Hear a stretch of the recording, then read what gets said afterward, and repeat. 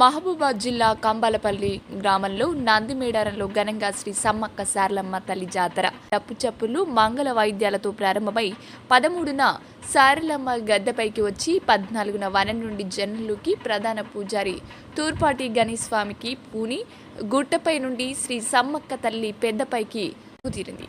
మహబూబాబాద్ శాసనసభ్యులు డాక్టర్ మురళీ నాయక్ గద్దెలపై కొలువుదీరిన సమ్మక్క సారలమ్మ ప్రత్యేక పూజలు చేసి మొక్కులు చెల్లించుకున్నారు.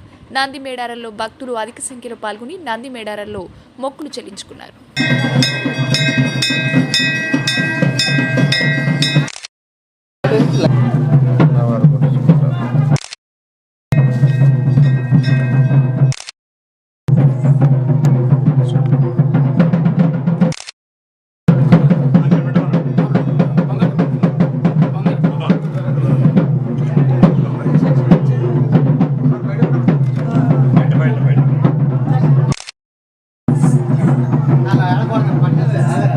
Baik.